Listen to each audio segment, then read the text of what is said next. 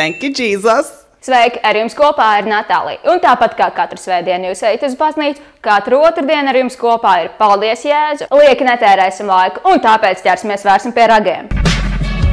Thank you, Jesus! Krievijā bērnu tiesību aizstāvi šokāja rotaļezīši ar vagīnām. Nepārprotamie rozā cauruma rotaļlietu leizdaļā norāda uz to dzimumu tik skaidri, ka izraisa gan smieklus, gan bailes par bērniem, raksta žurnālisti. Interneta lietotāji saka, ka tā ir nevis vagīna, bet gan naba, jo tās atrodas uz rotaļezīšu vēderiem. Bērnu tiesību aizstāvis Genādijs Prohoričevs norāda, ka šīs rotaļlietas ir domātas speciāli, lai bērnus padarītu par izvirtuļiem. Viņš norāda, ja nekas netiks mainīts, tad drīzumā veikala plauktos parādīsies ezīšu puikas. Rinkeviča kungs, sakiet, vai jūs gribētu redzēt veiklos arī rotaļezīšas puikas?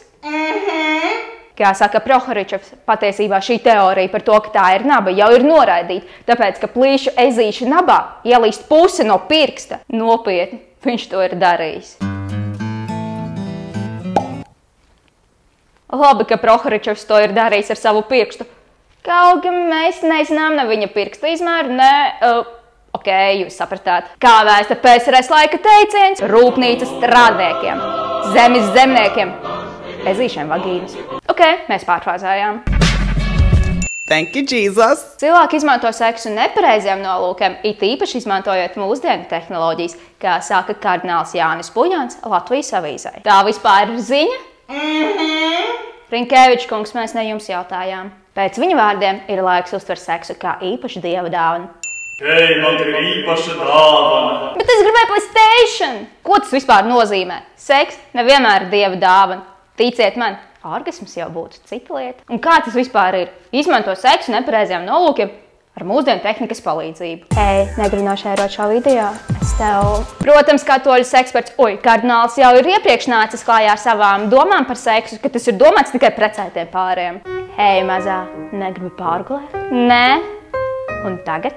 Nu labi. Thank you, Jesus! Itālijā muzeja apkopēji netīšām izmetuši modernās mākslas instalāciju. Apkopēji gluži vienkārši domāja, ka iepriekš minētā instalācija ir pārpalikumi no pagājušā vakara ballītes. Mūsuprāt, lai uzsāktu darbu modernās mākslas muzejā, sākumā būtu liederīgi iziet kādus kursus. Pirmā mācību stunda. Ja tu redzi izkārnījums uz grīdas, tā ir instalācija. Ja tu redzi, ka kāds nokārtojas uz grīdas, tā ir performance. Varbūt pie malas to kārtību ofisos un istabās? Natālija savācais sevis! Tā ir māksla!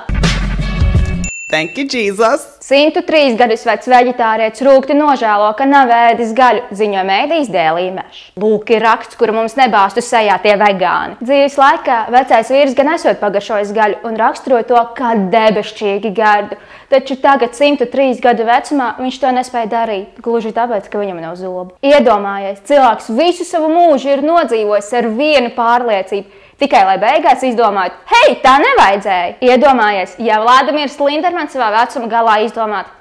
Надо было все-таки visu Latvijai vstupāt.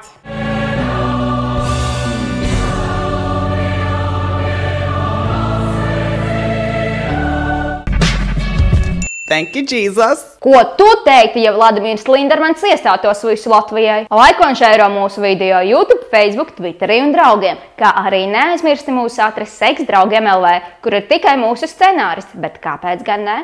Atā!